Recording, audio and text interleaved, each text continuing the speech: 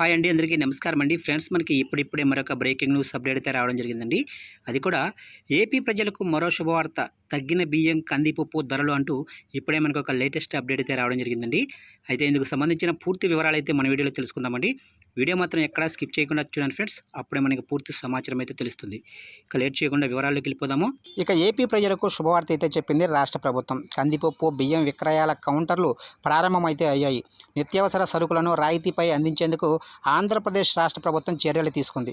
ఇక రైతు బజార్లలో రాయితీపై బియ్యం కందిపప్పు పంపిణీ కోసం ప్రత్యేక కౌంటర్లు ఏర్పాట్లు చేశారు మంత్రి నాదెండ్ల మనోహర్. విజయవాడ ఏపీఐఐసి కాలనీలోనే రైతు బజార్లో కాసేపట్లో కౌంటర్ను ప్రారంభించారు మంత్రి నాదెండ్ల మనోహర్.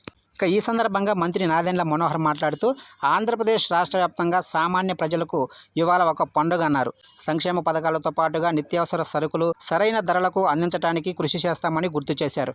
ధాన్యం కొనుగోలులో అన్యాయం జరుగుతున్న దానిపైన పోరాటాలు చేస్తామని, రైతులకు చెల్లించాల్సిన 600 కోట్లు కూడా త్వరలో చెల్లిస్తామని ప్రకటన చేశారు. ఇక ధరల స్థిరీకరణకు సంబంధించి రాష్ట్ర వ్యాప్తంగా రిటైలర్స్తో సమీక్షించామని, 284 అవుట్లెట్లో ఇవాళ కందిపప్పు బియ్యం అందిస్తున్నామని వివరించారు. రోజుకు 391 మెట్రిక్ టన్నుల బియ్యం, 125 క్వింటాల కందిపప్పు అందుబాటులో ఉంచాము. ఇక పబ్లిక్ డిస్ట్రిబ్యూషన్ సిస్టంలో సామాన్యులకు అందించడంలో పొరపాటు రాకుండా దాడులు చేస్తామని తెలిపారు.